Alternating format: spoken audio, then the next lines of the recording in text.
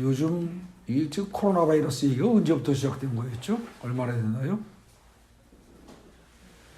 한 달 됐나요? 한 달까지 안 됐나요? 네? 한 3, 4주? 한 3, 4주 됐나요?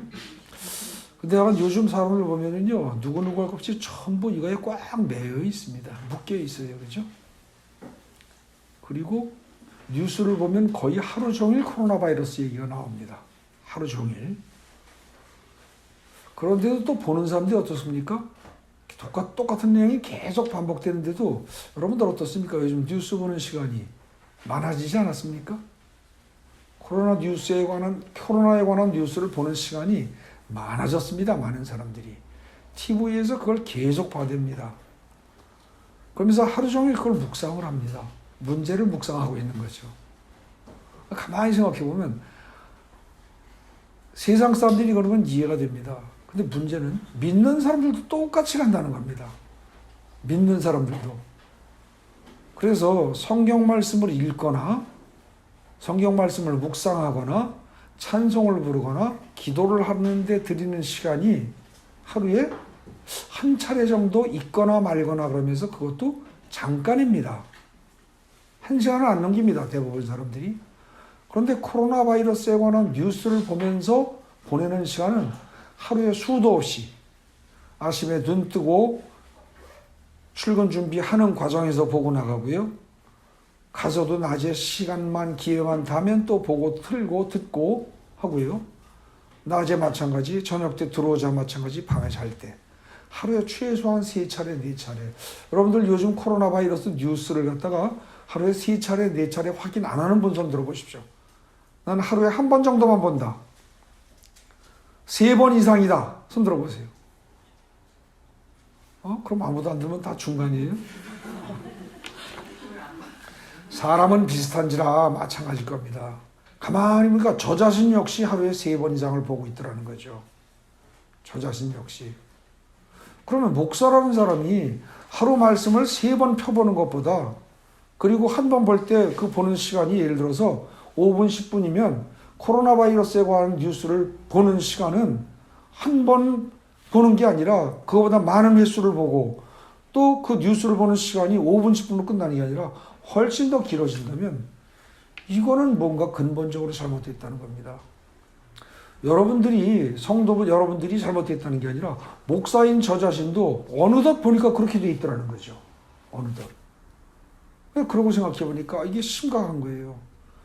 지금 대한민국의 코로나 바이러스가 널리 퍼져서 문제라고 하는데 대한민국 기독교계에는 무엇이 문제냐면 코로나 바이러스로 인해서 코로나 바이러스를 묵상하는 시간은 엄청나게 길어졌는데 대부분의 사람들의 경우 실제로 성경 말씀을 읽고 묵상하고 찬송을 부르고 기도하는 시간은 절대 늘지 않았다는 겁니다.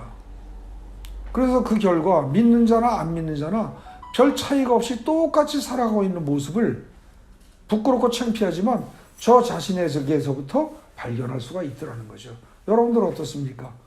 나는 이번 사태로 믿음이 더욱더 강해졌고 말씀과 기도와 그 다음에 찬송에 드리는 시간이 훨씬 더 길어졌다라고 말하실 수 있습니까? 이거는 아닙니다. 만약에 그렇지 않다면 우리는 지금 아주 잘못 나가고 있는 겁니다. 코로나 바이러스는 분명히 시간이 지나면 하나님이 때에 맞춰서 거두어 가십니다. 근데 문제는 이렇게 해서 식어버린 신앙은 어떻게 돼요? 회복하기가 쉽지 않습니다. 교회를 인터넷으로 예배드리고 쉴 수도 있습니다. 근데 문제는 그렇게 해서 쉬면 그 다음에 또 어떤 일이 벌어집니까? 다음에 나오라고 그럴 때 다시 회복돼서 나오라고 그럴 때 잘 안 나옵니다. 그리고 조그만 일만 생기면 또 쉬려고 듭니다. 여러분들 한국 기독교가 전파된 이후에 주일 예배를 쉰 적은 한 번 있다고 합니다. 언제? 3.1운동 당일날. 그 직후에. 그때 딱 한 번 있다고 합니다. 일본이 워낙 통제가 심하고 그래가지고 그때 이제 어쩔 수 없이 그때 하루 쉬면서 그저 각자 있는 위치에서 예배드리도록 한 적이 있습니다. 그리고 1919년 이후 지금 100년 동안 6.25 전쟁 중에도 주일 예배는 쉬지 않는 걸 원칙으로 했습니다. 근데 지금 코로나 바이러스라는 게 퍼졌다고 해가지고 난리를 칩니다. 근데 여러분들 중국의 그 코로나 바이러스에 관한 뉴스는 믿을 수 없습니다. 중국의 통계는 절대로 못 믿습니다. 하지만 한국의 통계는 믿을 수 있습니다. 근데 한국의 통계에 의하면 지금 사망률이 얼마나 됩니까? 감염자의 몇 프로? 3%를 넘지 않습니다. 2%대입니다. 그죠? 그 다음에 그 감염자라는 사람들이 되게 어떤 사람들입니까? 젊은 사람도 있습니다. 있는데 사망자는 거의 어떻게 돼요? 거의 대부분 65세 이상 노년층입니다. 65세 이상 노년층의 특징은 뭐예요? 면역력이 약하다는 겁니다. 어린애들 좀처럼 안 걸립니다. 젊은이들 좀처럼 안 걸립니다. 정상적으로 여러분들 나는 몸이 굉장히 힘들어. 그런데 하룻밤 자고 나면 몸이 개운해. 이 정도쯤 되는 사람들은 걸리지 않는다고 보셔도 좋습니다. 걸려도 이겨냅니다. 걸려도. 사실은 여러분들 감염률도 뭐 전파되는 속도는 굉장히 빨리 퍼지고 있습니다. 그건 사실입니다. 우리가 그걸 인정하더라도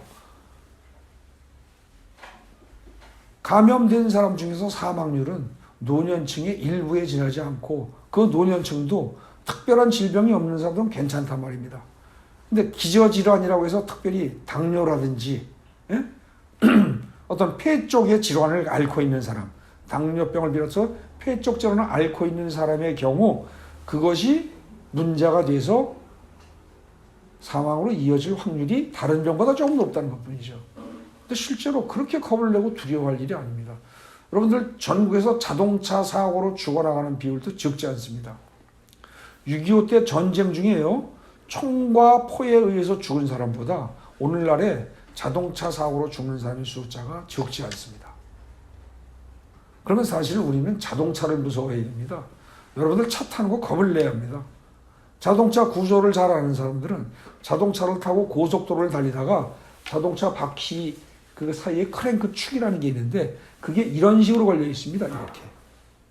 이게 이렇게 돌다가 이게 부러지면 끝입니다. 그냥 대형 사고 나는 겁니다. 근데 우리는 그걸 하나도 걱정 안 하고 잘들 타고 다닙니다. 아주 즐겁게 타고 다니죠. 편안하게 타고 다니고.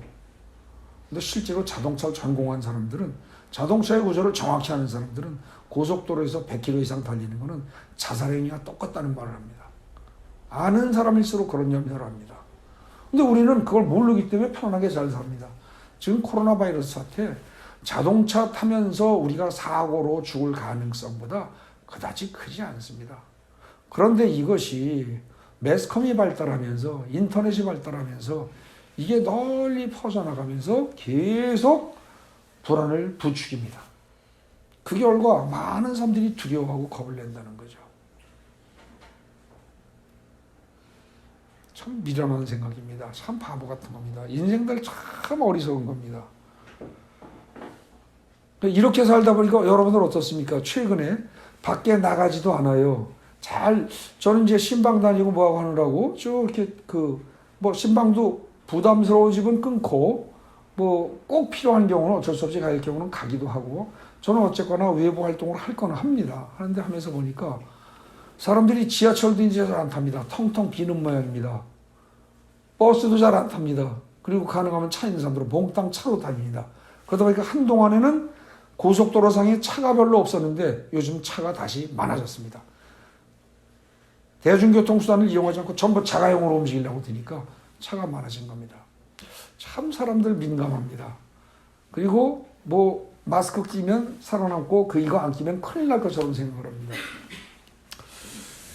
우리가 보는 관점은 뭐예요? 바이러스라는 세균을 의학적으로 어떻게 보고 대처할 것인가. 오로지 이것에 사로잡혀 있습니다. 그죠? 그 생각이 틀렸다는 거 아닙니다. 코로나 바이러스라는 이 바이러스를 의학적으로 어떻게 분석하고 연구하고 해서 어떻게 대처할 것인가. 그런 연구와 노력이 필요합니다. 그런데 우리는 평소에 그랬습니다. 우리는 세상 사람과 다릅니다. 하나님의 자녀입니다. 그럼 하나님의 자녀답게 대처할 생각을 해야 합니다. 그럼 하나님의 자녀란 어떻게 대처해야 하는가? 성경에서 찾아야 합니다. 성경에서 과연 전염병을 무엇이라고 보고 있는가? 전염병은 왜 생기며? 전염병은 어떻게 대처해야 하며? 그 문제를 어떻게 해결할 것인가? 이걸 찾아봐야 합니다. 그래서 제가 성경에서 전염병이라는 단어를 검색을 해봤습니다. 그래서 전염병에 관한 성경에 나오는 내용을 쭉 다 훑어봤습니다. 오늘 그 내용들을 짤막짤막하게나마 전반적으로 싹 훑을 겁니다. 그러면서 우리가 어떻게 믿는 자들이 코로나19라는 이 바이러스, 이 전염병을 어떻게 대처할 것인가, 믿음을 가진 사람들은 어떻게 대처해야 하는가, 이거를 살펴볼 겁니다.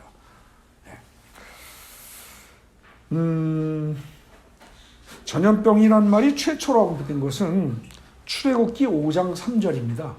출애굽기 5장이 뭐냐면은 하나님이 모세를 택해서 네가 이스라엘 백성을 건져내라 그랬더니 모세가 옥신각신 하다가 못해요 그러고 하다가 결국은 하기로 하고 작정을 하고 애굽 왕한테 가가지고 우리 백성을 광야로 내보내 주세요. 가서 멀찌감치 떨어져서 거기서 예배를 드리겠습니다. 그러면서 뭐라고 하냐? 우리가 가서 예배 드리지 않으면 하나님이 우리를 전염병으로 벌을 내리실까 두렵습니다. 이렇게 얘기를 합니다. 그 말로 봐서 출애굽 당시에 모세가 살았던 당시에도 전염병이라는 게 분명히 있었고 그 다음에 그 전염병은 그때 당시 사람들이 보기에 어떻게 돼요?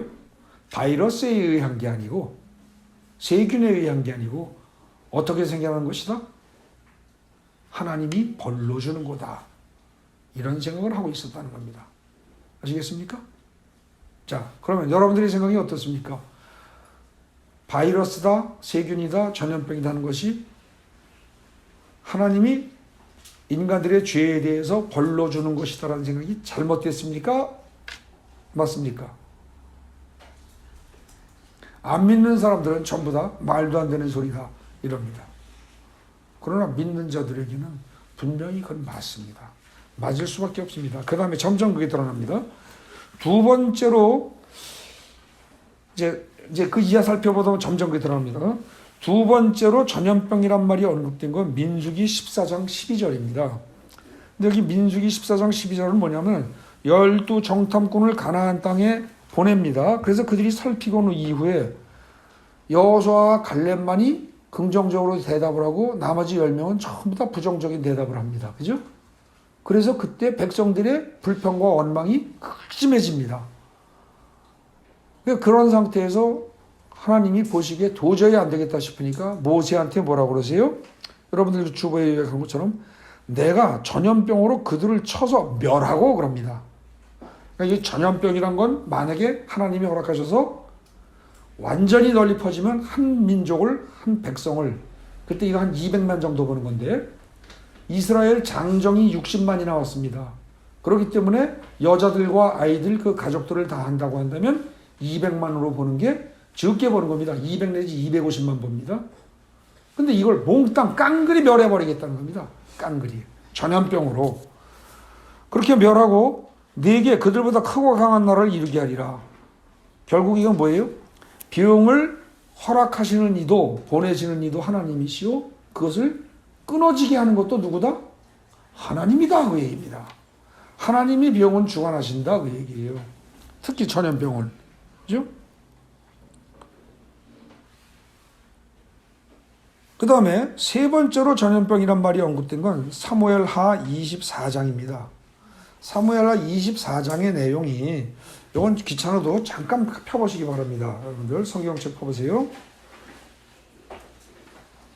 사무엘하 24장이면은요 이게 어디냐면은 열왕기상 직전입니다. 사무엘하의 맨 끝장이에요. 거기 다윗의 인구조사 얘기가 나옵니다. 근데 이 인구조사에 이어서 질병이 전염병이 떨어집니다. 그래서 이스라엘 백성의 인구 중에서 7만 명이 3일 만에 죽어나갑니다. 3일 만에. 오래 걸리는 것도 아니에요. 그래서 사실은 이것도 왜 이 인구조사가 뭐가 문제며 등등등 해가지고 이것도 설교를 이거 가지고만도 해도 1시간을 할 판인데 아주 간단히 말씀드리겠습니다. 하나님이 허락하지 않으신 겁니다. 그리고 다윗이 때 인구조사를 한 이유는 다윗이 백성들을 자기 백성으로 생각했습니다. 원래 하나님의 백성입니다. 근데 자기 백성으로 생각하고 자기의 영광으로 자기의 위세를 드러내기 위해서 사람 수를 파악을 한 겁니다. 교만해진 거죠. 그렇게 하면서 인구조사를 했기 때문에 결국 하나님이 벌을 주십니다. 그래서 7년 기근이냐 3개월 동안 전쟁하면서 네가 칼에 쫓겨다닐 거냐 아니면 3일 동안의 전염병이냐. 그럴 때 다윗이 3일 동안의 전염병을 택합니다. 그 결과 전염병이 사흘 동안 쫙 퍼지면서 3일 만에 7만 명이 죽어나갑니다. 그런데 이 사실이 사마 24장에도 나오는데요. 대상 21장에도 똑같이 나옵니다. 역대상 21장에도. 근데 사무엘 하에 먼저 나오는 그 내용은요. 다소 이상하고 이해가 잘 안 되는 부분이 나옵니다. 다윗이 인구조사한 게 뭐가 그렇게 큰 죄냐 이런 것들도 잘 명확히 설명되어 있지가 않고 이것저것 조금 애매한 부분들이 조금씩 나옵니다. 근데 역대상은 사무엘 하보다 후대에 기록된 겁니다. 그 후대에 기록된 성경은 그보다 항상 앞에 기록된 성경보다 내용이 항상 정교하게 분명하게 드러나게 되어 있습니다. 그래서 우리는 이 내용을 살필 때 사무엘 하의 내용보다는 역대상의 내용을 토대로 살펴보는 것이 훨씬 더 좋을 수 있습니다. 이제 그 대상 21장의 내용을 기준으로 살펴본다고 그러면은 뭐가 달라지냐면 사무엘 하보다 그 유력한 분들 보십시오. 사무엘 하에서 불분명하고 애매한 부분들이 비교적 산뜻하게 정리가 되고 기록되어 있다는 점에서 사무엘 하와는 다릅니다. 즉 사무엘 하에는 7년 기근이 3년 기근으로 되어 있습니다. 그래서 이런 것들 때문에 성경이 뭐 틀린 거 아니냐 잘못된 거 아니냐라고 되어 있지만 성경은 굉장히 정직합니다.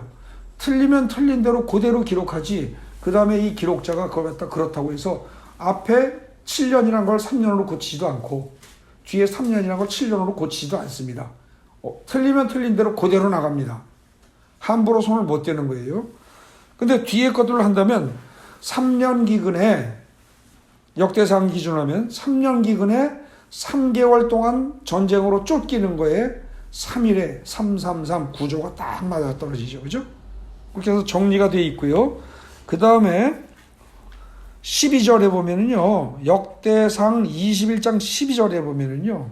이 전염병에 대해서 명확하게 이런 표현이 나옵니다. 여호와의 칼 곧 전염병 이렇게 나옵니다. 여호와의 칼 곧 전염병 이런 표현이 나온다는 거죠. 그럼 이건 뭐예요? 성경에서 말하는 전염병이란 여호와의 칼과 같다. 그 여호와의 칼로 뭐예요? 악인을 칠 때 쓰는 거라는 겁니다. 그죠? 뒤집어 얘기하면 전염병은 저절로 발생하는 거 아니라는 뜻입니다.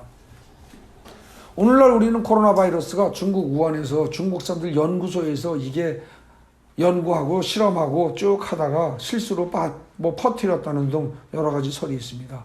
그렇게 해서 퍼졌어도 설령 그것이 객관적으로 과학적으로 사실일지라도 하나님이 허락지 않으시면 이건 죽어나갑니다. 이유가 있다는 겁니다. 죄가 있다는 겁니다. 그런데 참으로 묘한 것은 뭐냐면은 이 사무엘 하에 그리고 대역대상에 다윗의 인구조사에 이어서 7만 명이 죽어나가는 이 사실을 두 번 기록하고 있음에도 불구하고 사무엘 하나 역대상 그 부분만 읽어서는 어떻게 돼요? 다윗의 죄가 잘 드러나요? 안 드러나요? 안 드러납니다. 그 부분만 읽어서는. 앞에를 다 읽고 전체적으로 보지 않으면 다윗의 죄가 드러나지 않는다는 거죠. 마찬가지입니다. 오늘날 우리 인간들이 살면서 지은 죄가 기독교인들이 살면서 지은 죄가 그리고 또 한국 기독교가 또 더 좁혀서 우리 교회가 더 좁혀서 여러분들이 그리고 제가 지은 죄가 겉보기에는 없다는 겁니다. 사무엘 하 24장을 다윗의 인구조사를 읽고 대상 21장에 다윗의 인구조사를 읽어봐도 똑같은 사건을 두 번 기록했는데 그걸 읽어봐도 다윗의 죄가 얼른 드러나지 않는 느낌이라는 거죠. 그것처럼 우리가 예수를 믿는다고 하고 하나님을 믿는다고 하면서 살아가면서 우리가 지은 죄가 사실은 우리에게 잘 드러나지 않는다는 겁니다. 그런 속에서 어쨌거나 죄가 바이러스보다도 훨씬 더 창궐하고 죄가 훨씬 더 많아지게 될 경우에 하나님은 바이러스든 세균이든 허락을 하십니다. 질병이 널리 퍼져나가는 겁니다. 예.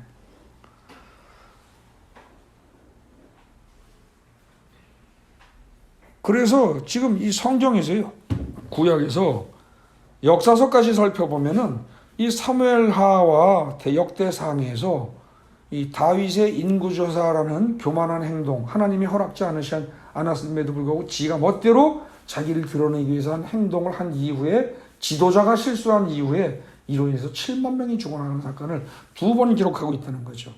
2번. 전염병으로 죽어나간 겁니다. 그 다음에 이제 시편에 또 나오는 게 오늘 읽은 본문입니다. 시편에도 전염병이란 말이 3번이나 나오는데 78편에 한 번 나오고요. 91편에 2번 나옵니다. 근데 그 중에서 오늘 91편은 굉장히 우리에게 힘을 주는 그런 내용입니다. 시편 91편 아까 읽은 본문 중에서 다시 한번 조금 더 정확하게 볼 필요가 있는 부분이 있습니다. 자, 91편 다시 펴보십시오.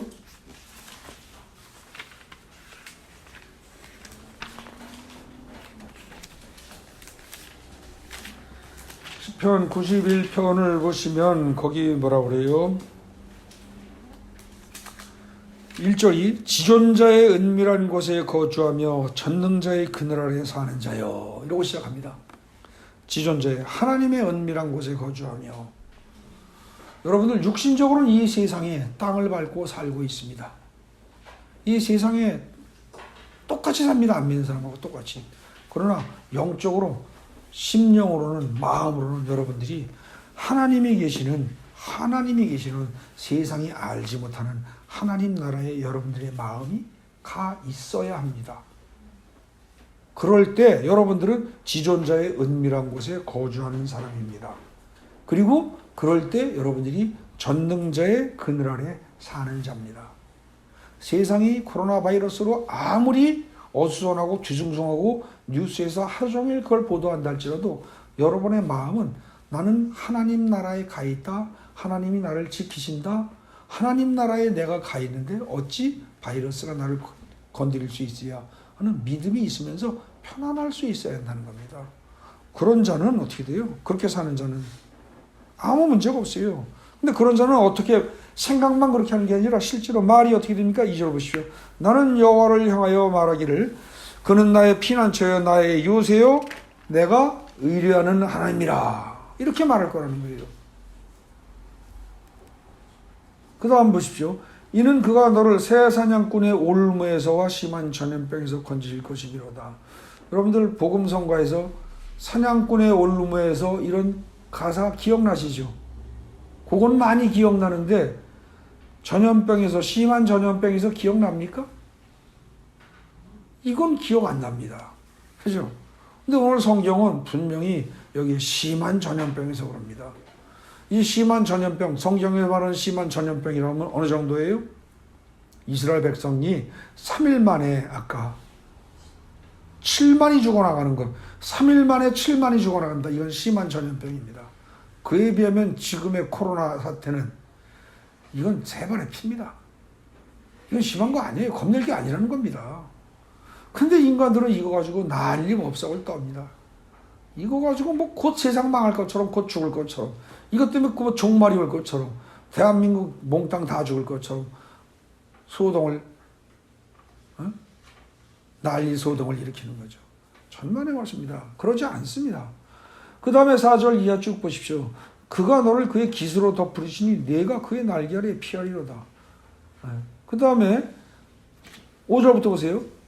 너는 밤에 찾아오는 공포와 낮에 날아드는 화살과 어두울 때 퍼지는 전염병과 밝을 때 닥쳐오는 재앙을 두려워하지 아니하리로다. 이걸 문자 그대로 해석하면서 또 어떤 멍청한 사람들은 공포는 밤에 찾아오는 법이고 화살은 낮에 다오고 전염병은 뭐 어두울 때 퍼지고 그 다음에 재앙은 밝을 때 온다. 이렇게 해석하는 사람은 참 저 돌봐줘야 할 사람입니다. 이건 그게 아니죠. 너의 상황이, 내가 있는 상황이 밤이든 낮이든, 그죠? 밤이든 낮이든, 그 다음에 어둡든 밝든, 그러니까 언제든지, 어떤 상황에서든지, 그리고 너에게 공포가 오든, 화살이 날라오든, 그 다음에 전염병이 퍼지든 어떤 재앙이 오든 어떻게 돼요? 두려워하지 않을 것이다. 두려워하면 안 된다. 하나님을 믿는 사람은 즉 1절에 아까 뭐라고 그랬어요? 지존자의 은밀한 곳에 거주하면서 전능자의 그늘 아래 내가 살고 있다는 믿음을 가진 자는 어떤 상황이 벌어져도 두려워하지 않을 것이다. 그 얘기입니다. 그죠? 여러분들 이렇게 두려워하지 않으면 바이러스에 감염이 돼도 설령 바이러스가 어떻게 돼요? 죽어나갑니다. 여러분들의 면역력이 세져서 이긴다고요. 근데 문제가 이게요, 불안해지기 시작하면 어떻게 돼요? 면역력이 현저하게 떨어집니다. 현저하게 떨어져요, 이거는. 그럼 어떻게 돼요? 걸리는 대로 그냥 문제 생기는 겁니다. 두려워하지 마십시오. 걸리면 연락하십시오. 하나님이 저한테는 치료의 은사를 주시면서 특별한, 아주 특이한 은사를 주셔서 여러분들 만약에 걸리면 그 정도는 치료 능력할 거라고 저는 믿습니다. 하나님이 가르치셔서 처방 찾아놨습니다. 온 세상에 괜히 알려가지고 다른 사람들에게 뭐 처방 가르쳐달라 그렇게 하고 싶지는 않습니다만 적어도 우리 교회의 교인들 그리고 여러분들의 직계 가족들 등등 해서 걸려서 그 사람을 피하면서 해결할 것이 아니라 적극적으로 끼어안고 적극적으로 그 사람을 도와주면서 치료를 해야만 될 관계에 있는 사람들이라면 제가 도와드리겠습니다. 겁내지 마십시오. 정확히 얘기하면 제가 도와드리는 게 아니라 하나님이 가르쳐 주신 방법대로 가는 겁니다. 그렇게 하면 코로나 바이러스 이길 수 있습니다. 제가 이렇게 얘기하면 아이고 그거 앞봉 붙이고 일종의 침술로 다 해가지고 바이러스가 이겨져? 이럽니다.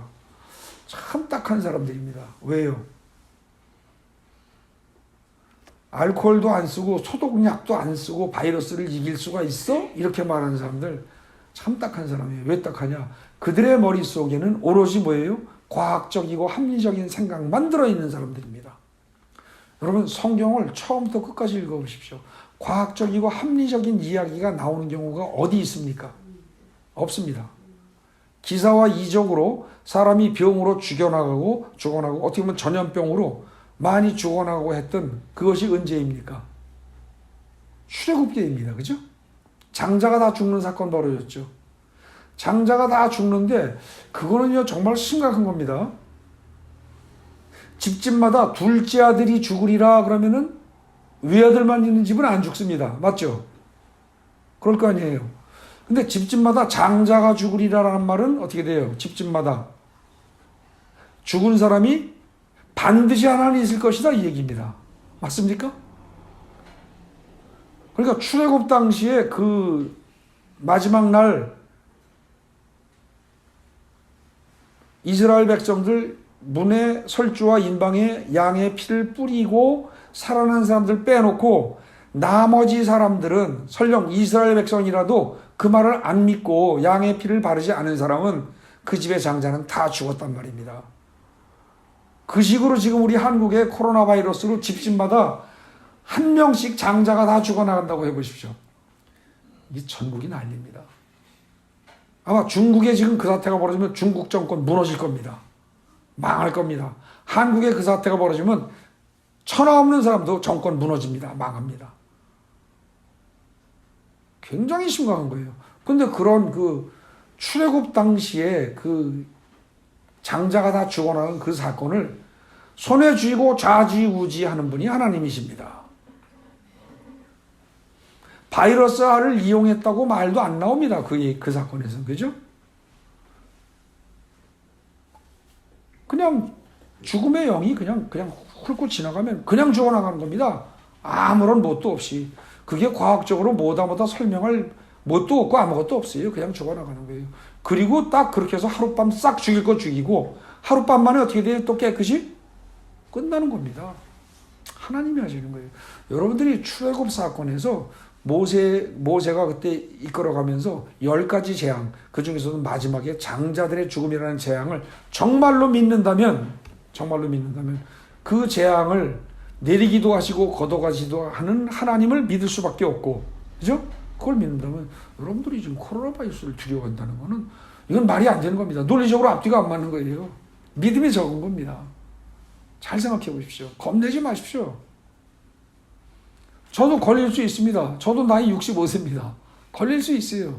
근데 저는 걸린다 할지라도 하나님을 믿는 믿음으로 면역력으로 이겨낼 수 있다고 저는 봅니다. 하나님이 그 정도 힘 주십니다.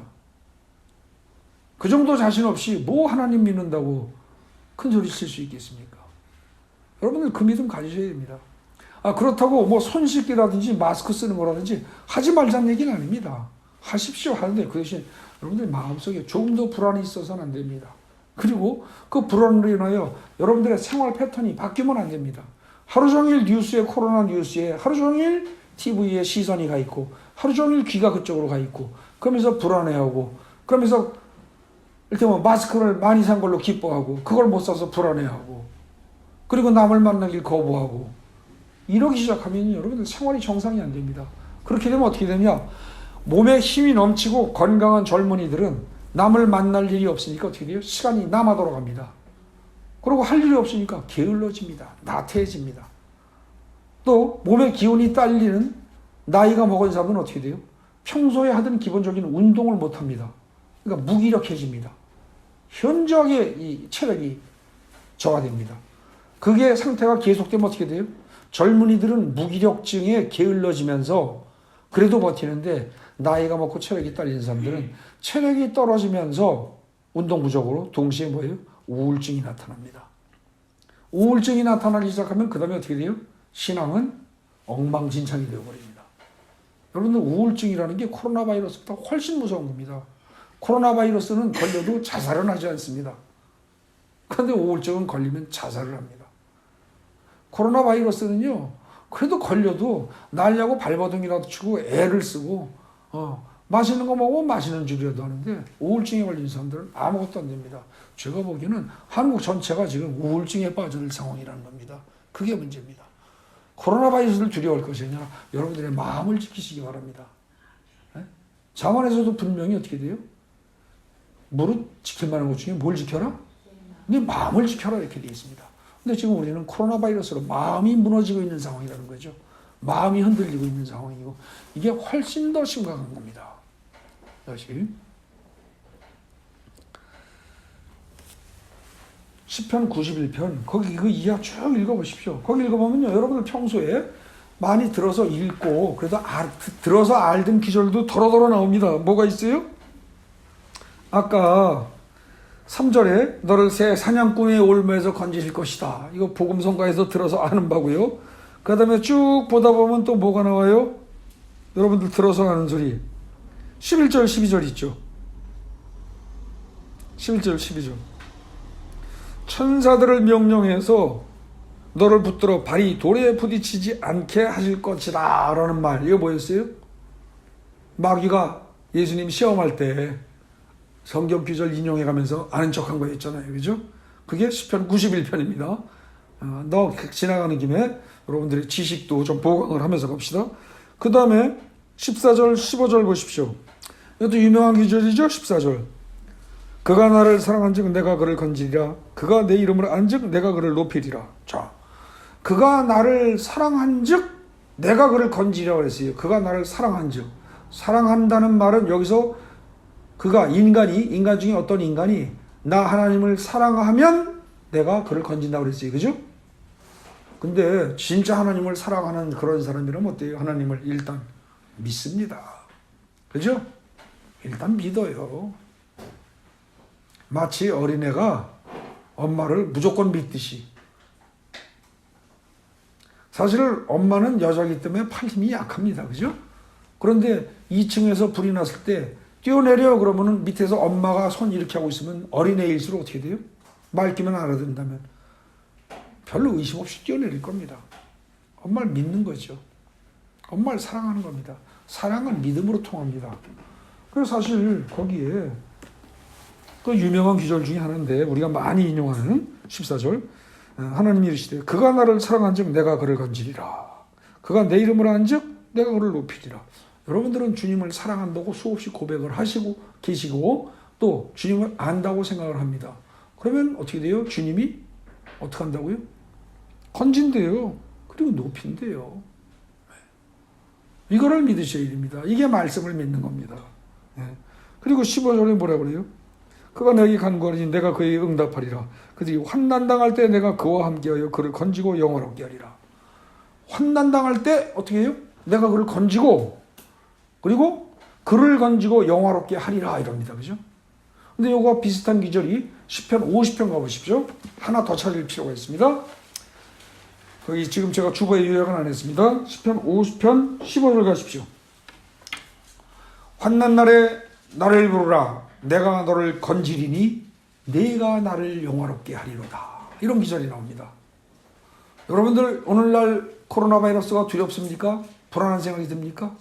그렇다면 적어도 여러분들이 보기에 환난 날입니다. 어려운 날입니다. 곤고한 날입니다. 이럴 때 여호와를 부르라는 겁니다. 하나님을 찾으라는 거예요. 하나님을 의지하라는 겁니다. 하나님을 믿고 의지하십시오. 그럼 어떻게 한다고요? 하나님이 뭐라고 했어요? 환난 날에 나를 부르라. 내가 너를 건지리니 그랬습니다. 내가 나를 영화롭게 하리로다. 여러분들을 건져주시고 그 다음에 여러분들을 통하여 하나님이 영광을 받으실 거다 그 얘기입니다. 이걸 우리가 요구했습니까? 하나님 영광 돌려드릴 테니까 우리 건져주십시오 요구했어요? 아닙니다. 하나님이 일방적으로 먼저 약속하신 겁니다. 우리는 입 다물고 있었는데 이렇게 일방적으로 먼저 약속하신 하나님이 약속을 어기시는 일은 절대 없습니다. 이 규절 하나만 믿어도 바이러스로 인해서 흔들릴 이유가 없습니다. 편안히 생각하십시오. 두려워 마십시오. 얼마든지 이길 수 있습니다. 시편에 그렇고요. 그 다음에 뒷장으로 넘어갑니다. 거기 시편 지금 이제 1동그라미 2동그라미 하면서 쭉 나옵니다. 그 다음에 이제 보면 예레미야에 가면요 14장 예레미야 14장 12절에 처음 칼과 기근과 전염병 그래서 이 세 가지 용어가 나옵니다. 이 세 가지 용어가요 예레미야에서 20번 정도 나옵니다. 이게 왜 그러냐면 칼과 기근과 전염병이라는 요 정확히 똑같은 표현만 19번인가 나오고요.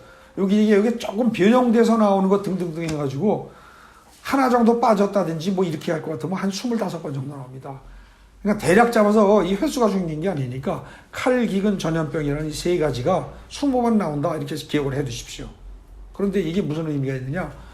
하나님이 인간들이 죄를 졌을 때 인간들을 벌하시는 대표적인 방식이 이 세 가지입니다. 칼이라는 게 뭐예요? 전쟁입니다. 전쟁. 네? 칼이라는 말이 칼에 엎드려질 것이다. 칼로 죽을 것이다. 칼이 너를 칠 것이다. 칼이 덮칠 것이다. 이게 전쟁이라는 얘기예요. 그 다음에 기근은 뭡니까? 기근은 비가 안 오고 그죠? 먹을 게 없어지는 겁니다. 네. 기근. 그 다음에 그러면서 때로는 어떻게 돼요? 황충, 메뚜기가 생깁니다. 그러니까 농사를 다 지었다고 했는데 어떻게 됩니까? 메뚜기가 싹 쓸어갑니다. 남는 게 하나도 없어요. 또 때로는 우박이 오기도 합니다. 이렇게 해서 기근이 생깁니다. 이제 그런 여러 가지 방법들이 또 있어요. 그리고 또 그 중에 하나가 뭐예요? 전염병이죠. 그래서 칼과 기근과 전염병 이 세 가지 이게 아주 제일 심각한 거죠. 근데 이제 그 중에서 어떻게 돼요? 이런 것들이 이렇게 많이 나오는 게 칼, 기근, 전염병 이 얘기를 예레미야에서 20번이나 반복한다. 근데 예레미야가 살던 시절이 어떤 시절이에요? 이게 북이스라엘은 이미 망했고 남쪽에 남은 유다마저 지금 망에 들어가고 있는 순간입니다. 지금 망하고 있는 그때 당시예요, 이게. 쫄딱 망할 때 그때 얘기예요. 그러면서 예레미야는 눈물로 호소를 하면서 회개하라고 가르칩니다. 그래서 예레미야 애가 그러죠, 애가. 예레미야 다음에 예레미야 애가라는 성경이 있지 않습니까? 그때 애자가 사랑 애자가 아니고 뭐예요? 슬플 애자입니다. 예레미야가 슬퍼서 부르는 노래. 네. 그런 건데 그때 예레미야는 자기네 민족과 국가가 망해 들어간 걸 보고 자기가 체험을 하는 겁니다. 그러면서 회개하라를 촉구하는 거죠. 근데 그때 망할 때 단순히 뭐예요? 단순히 바벨론 포로로 그냥 잡혀간 게 아니에요. 우리는 보통 성경을 좀 읽은 사람들이 바벨론 포로로 잡혀간 상황을 기억을 어떻게 하고 있냐면 시드기야가 끌려가가지고 눈이 뽑히고 어쩌고 저쩌고 그리고 쇠사슬에 묶여서 갔다. 요것만 압니다. 근데 그게 아니고 그건 왕이 대표적으로 그렇게 된 것이고, 실제로 그때 왕뿐만 아니라 고관 대작들은 물론이요, 백성들까지 어떻게 돼요? 칼에 죽어 나갔고요. 전쟁에 죽어 나갔고, 많은 수가. 그리고 그 다음에 기근이 임해서 먹고 살 게 없고요. 그 다음에 전염병까지 다 퍼진 겁니다. 완전히 박살이 난 거예요. 이렇게 됐으니 너희들은 이제라도 회개해라, 회개해라. 그러고 예레미야가 울면서 호소한 거죠. 네. 지금 상황이 어쩌면 예레미야가 다시 이 세상에 온다면 예레미야가 울면서 호소를 해야 될 상황인지도 모릅니다. 근데 우리는 어떻게 생각해요? 대한민국 기독교는 썩었지만 죄가 많지만 나는 괜찮아. 우리 교회는 괜찮아. 이런 식의 생각이 마음속에 한 구석에 든든하게 자리 잡고 있다는 거죠. 나는 죄가 없어. 나는 잘했어. 만약에 잘못한 게 있다면 내 옆에 있는, 내 뒤에 있는, 내 바로 앞에 있는 암흑의 권사, 암흑의 장로, 그 인간이 문제지. 나는 잘못한 거 없어. 이런 식으로 생각하고 있다는 거죠. 심각한 겁니다. 결국 성경을 쭉 읽어보면요, 구약을 쭉 읽어보면 어떻게 돼요? 인간의 모든 죄가 있을 때 하나님은 전염병을 하나님의 칼로, 무기로 활용하시는 겁니다. 그렇다면 어떻게 돼요? 성경에서 보기에 전염병이란 하나님이 쓰시는 죄악을 다스리는 무기라는 겁니다. 그렇다면 자, 코로나 바이러스라는 것이 뭐 알코올에 죽고 알코올 몇 프로에 죽고 그다음에 온도는 몇 도에서 제일 약하고 어쩌고 저쩌고 이러고 그 입자 크기가 바이러스 크기가 얼마나 하기 때문에 마스크는 K 얼마여야 되고 등등등 알잖아요. 그거는 의학적으로 그런 태도를 취하고 하는 거 바람직합니다. 그런데 그건 세상 사람들의 방식이고 믿는 자들의 방식은 성경의 근거에서 볼 때 모든 전염병은 하나님이 허락하시는 것이고 하나님이 허락하실 수밖에 없는 상황은 언제 일어나냐? 죄악이 만연했을 때 일어난다. 근데 그 죄악이 만연한 것을 하나님이 해결하시고 전염병을 거둬가는 건 언제냐? 다시 이제 출애굽기 아까 뭐예요? 5장 3절, 민수기 14장 12절 여기서부터 다시 봐야 됩니다. 다시 보면 어떻게 되냐? 실제로 출애굽기 5장 3절은 어떻게 됩니까? 이스라엘 백성들이 아마 우리가 나가서 제사 안 드리면 하나님이 전염병으로 벌 주실지 몰라 하면서 바로한테 이야기한 상황이기 때문에 해결책은 아직 안 나왔습니다. 그죠? 구체적으로 해결책을 할 건 없어요. 그런데 민수기 14장 12절 여기서는요, 구체적으로 어떻게 됩니까? 하나님이 깡그리 전염병으로 죽여버리고 내가 모세 너만 데리고 다시 시작할 거야 했더니 모세가 뭐라고 그래요? 성경 말씀에, 그 전에 하나님이 하신 말씀에 근거해서 하나님한테 반대로 공박을 합니다. 하나님 그렇게 하면은 세상 사람들이 다 하나님 보고 무능해서 죽였다고 그러고 사랑의 하나님이 아니라고 그러고 사양 사람들이 아마 하나님을 손가락질할 거리요. 그러지 마시고 살려주십시오. 지도자가 잘못한 것 없는데 지도자가 기도를 갖다 해서 결국 이때는 문제를 해결합니다. 지도자가 기도를 해서. 그렇죠? 그래서 사실 이걸 토대로 한다면 어떻게 돼요? 오늘날 우리도 지도자들이, 특히 종교 지도자들이 많이 회개하고 그리고 하나님 앞에 용서를 구하고 기도해야 합니다. 근데 저는 이거를 강조하지 않고 큰 교회에서 정부 정책에 호응하여 교회를 갖다 인터넷으로 예배드립니다. 이거 빨리 선포하는 사람들, 전 조금 문제 있다고 봅니다. 물론 그런 큰 교회에서는 그렇게 할 수밖에 없는 거 이해합니다. 끝까지 무슨 교회에서 수만 명이 모이는 교회에서 모여서 예배드리자고 제가 주장하는 건 아닙니다. 근데 문제는 그것을 그렇게 함과 동시에 무엇이 선포되어야 돼요? 먼저 그 교회의 지도자들부터 그야말로 1주, 2주 이럴 때 집단적으로 교회 지도자들이 금식 들어가면서 기도를 선포하고 회개 기도를 하지 않고는 하나님의 진노를 누그러뜨리기 어렵습니다. 지금 거기 민수기 14장 12절에 의한다면 하나님의 진노를 누그러뜨릴 수 있는 건 종교 지도자들의 기도입니다. 이거밖에 없다는 거죠. 그 다음에 사무엘 24장이나 역대상 21장 이것도 보면 어떻게 되어 있어요?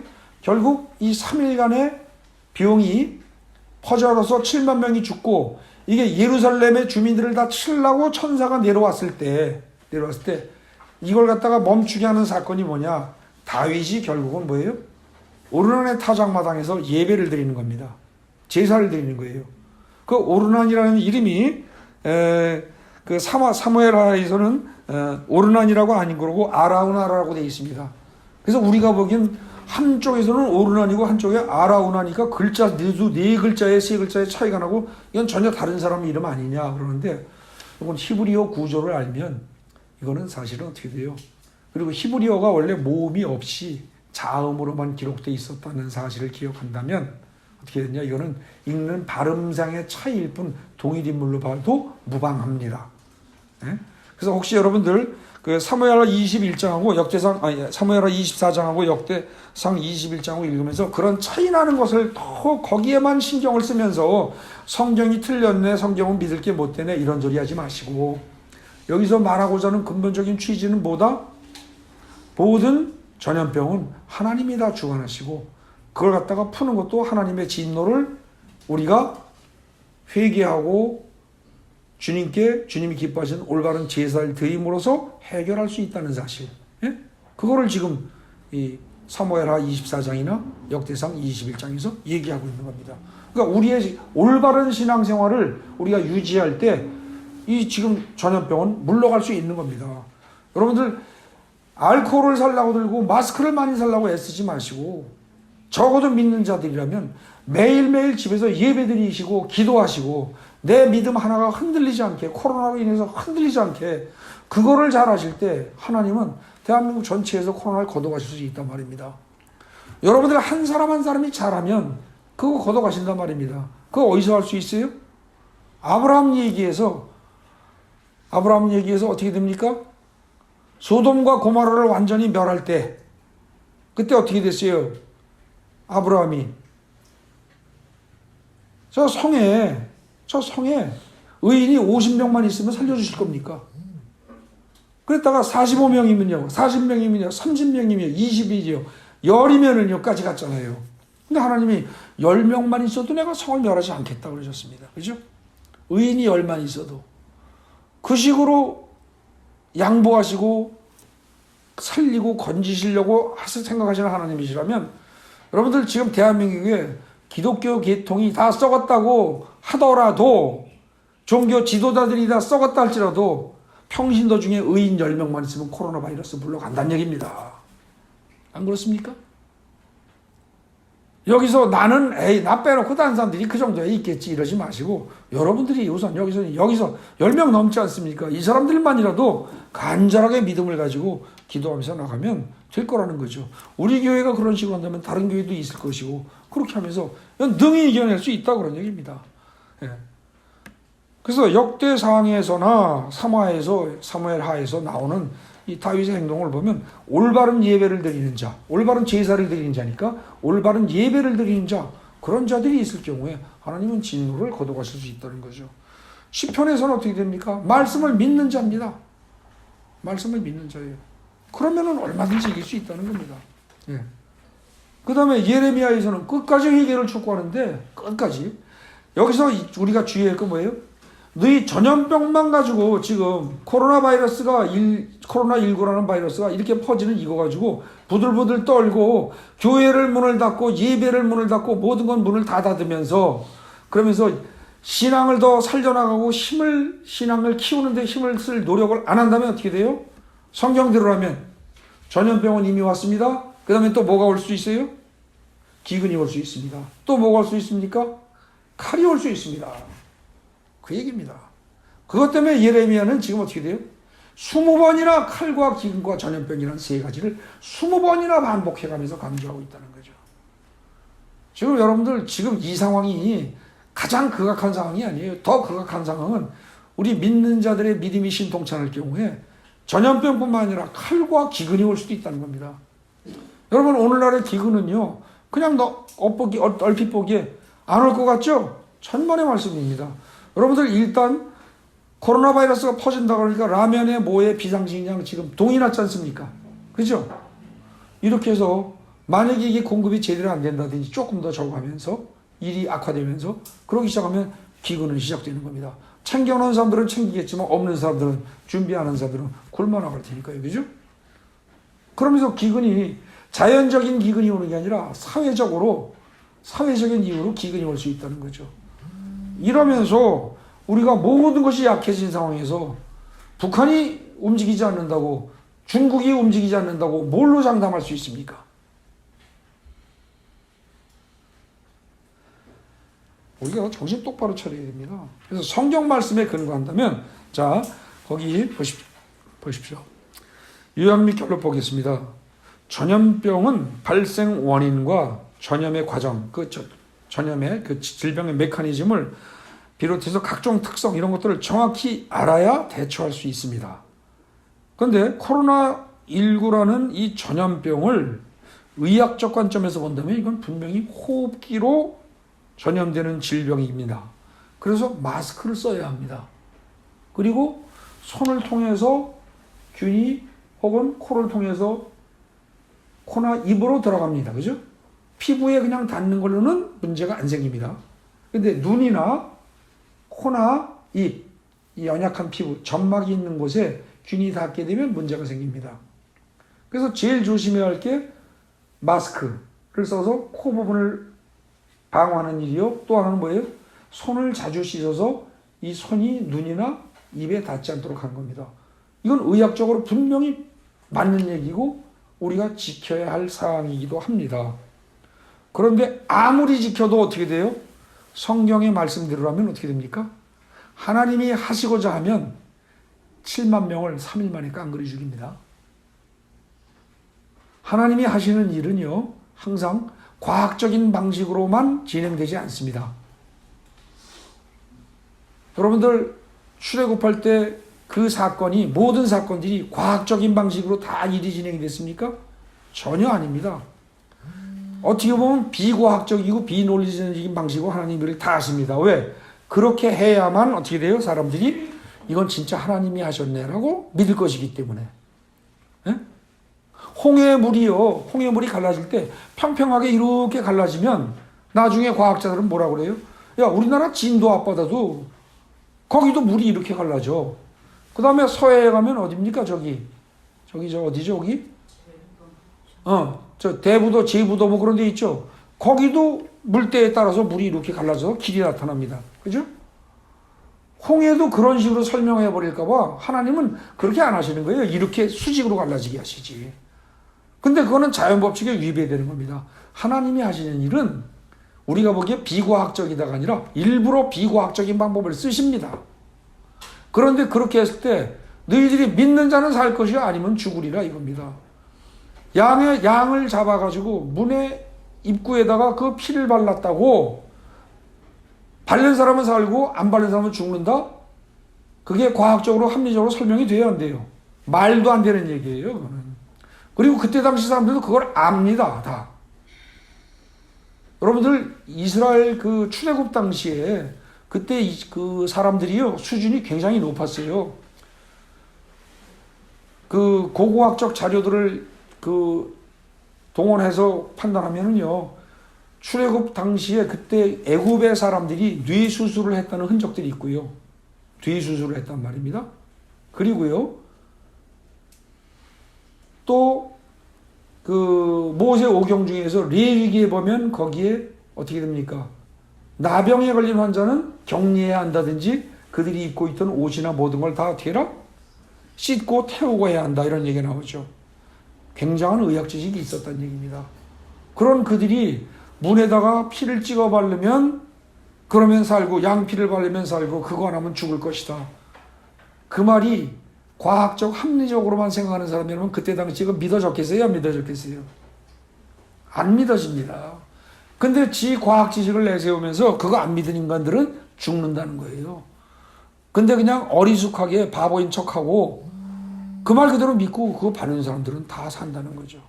하나님은 오늘날도 똑같이 말씀하십니다. 똑같이 말씀하십니다.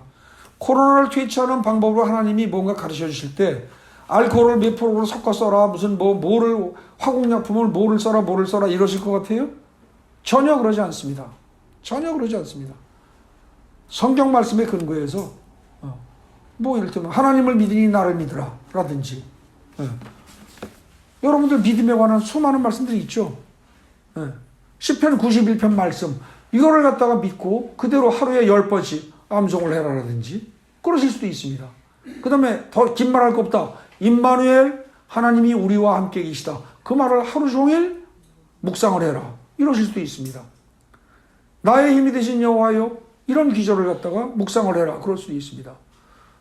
너희들이 성경 말씀을 하나님이 너희를 지키신다고 하신 성경 말씀을 하루에 최소한 3시간씩 묵상을 하면 내가 너희를 지키리라 라고 과학자들이 보기엔 의사들이 보기엔 말도 안 되는 얘기를 하실 거라는 거죠. 여전히 오늘날에 하나님이 역사하신다고 할 때 무슨 뭐 알코올을 뭐를 무슨 소독제를 뭐 쓰고 어쩌고 무슨 마스크를 쓰고 그런 방법을 하나님이 역사하시겠어요? 절대 그렇게 안 하신다는 거죠.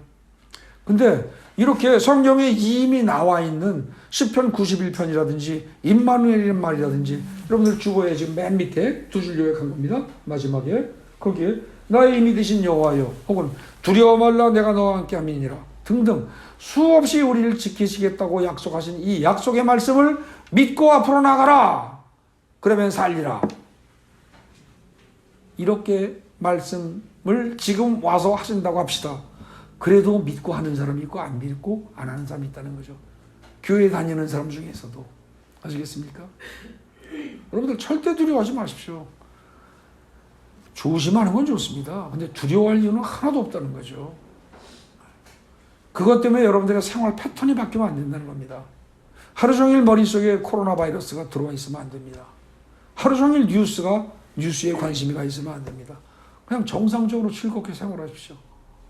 저는 이런저런 닿는 일 바빠 그렇지 요즘 같은 이렇게 한가하고 아무 일도 없으면 정말 저는 좀 놀러 다니고 싶습니다. 얼마나 편해요. 지하철 아마 요즘 진짜 안 타봐서 모르겠는데 타면 텅텅 비어 있을 겁니다. 그죠? 그 큰 차 내 차처럼 탈 수 있는데 겁내지 마세요. 절대 겁내지 마세요. 거기 마지막에 요약 한번 보십시오. 2번 코로나19라는 전염병을 성경적 관점에서 본다면 이건 분명히 죄로 인해서 발생한 겁니다. 그렇기 때문에 죄를 먼저 회개해야 합니다. 특히 종교자 지도자를 비롯해서 사회 각계각층의 지도자들이 먼저 회개해야 합니다. 근데 그들 보고 알아서 하라고 하고 정 안 되면 어떻게 돼요? 아까 아브라함 말씀드렸죠. 아브라함이 하나님께 뭐라고 했어요? 이 성 전체에 의인이 10명만 있어도 하나님 살려주실 겁니까? 라고까지 갔잖아요.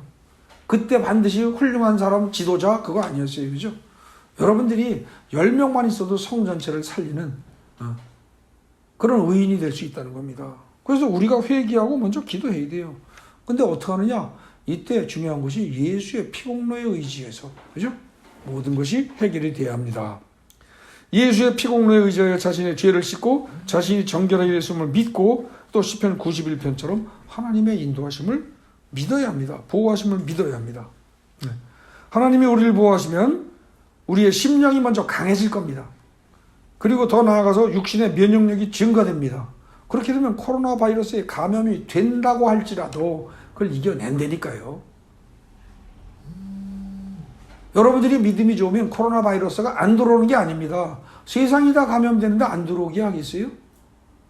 사람을 만날 수밖에 없고 이게 지금 야금야금 퍼지면서 매일매일 기하급수적으로 퍼져나가는데 지금부터 한 달, 두 달 지금처럼 퍼져나간다면 여러분들 가족 중에 안 걸릴 사람이 있겠어요? 제가 보기엔 다 걸릴 거라고 봅니다.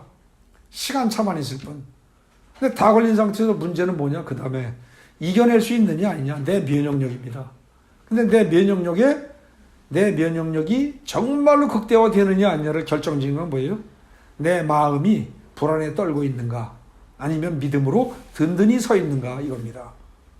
근데 그것이 내 스스로의 의지로 나는 강하게 마음 먹을 거야 한다고 해서 되는 일이 아니라 주님을 믿는 믿음으로 나갈 때 하나님이 우리를 보호하신다는 거죠. 네. 그러니까 여러분들 코로나 바이러스가 걸리는 것에 대해서 두려움을 갖지 마십시오. 걸려도 좋습니다. 문제는 걸린 다음에 이겨낼 수 있는 그걸 능히 이겨내고 내 속에 들어온 코로나 바이러스가 들어오는 족족 다 죽어나갈 수 있도록 죽어버릴 수 있도록 그 면역력이 있으면 되는데 그 면역력의 기초는 뭐다? 오로지 믿음이라는 겁니다. 그 믿음을 가질 때 하나님은 능히 지켜주십니다. 그 정도는 못하시는 하나님이 아닙니다. 그 점을 흔들리지 말고 믿어서 지금 상황에서 여러분들의 생활에 다시 그전과 같은 평안한 안정이 찾아오길 바랍니다. 여러분들의 마음이 뭔가 불안해서 생활이 나태해지고 게을러지고 무기력해지고 우울증이 생기고 그 다음에 그 교회에 출석하는 횟수와 모든 것이 짧아지고 줄어들면서 횟수가 줄어들면서 신앙이 점점 주저앉기 시작하면 그런 상태에서 몸에 조금만 이상이 와도 어때요? 심리적으로 혹시 이거 감염된 거 아니야? 이런 걱정이 앞서기 시작하면 아마 한 마리만 들어와도 못 이겨낼 겁니다. 아시겠습니까? 네. 하나님을 믿는 믿음으로 이겨내시기 바랍니다. 그래서 오늘 아까 찬송 부를 때 보였죠? 어디요? 몇 장이었어요? 다시 찾아보세요. 357장. 일주일 내내 부르십시오. 일주일 내내 부르시고 그 다음에 오늘 설교 제목 아주 재밌습니다. 코로나19는 뭘로 이겨라? 코로나19는 시편 9일로 이겨라. 1991 반대입니다. 시편 91편 계속 반복해서 읽으십시오. 그 다음에 시편 91편을 가능하면 핸드폰으로 혹은 기계 있죠? 성경 통독기 같은 거. 시편 91편 하루 종일 들으십시오. 그걸 하루 종일 들어보십시오. 그것과 뉴스에 그 좋지 않고 뭔가 불안하고 한 뉴스만 계속 그것만 보면서 감염됐다고 그걸 하루 종일 듣고 보는 것과 여러분들의 정신 건강에 일단 현저한 차이가 날 겁니다. 그러면 여러분들의 면역력이 강해져서 능히 이길 수 있습니다.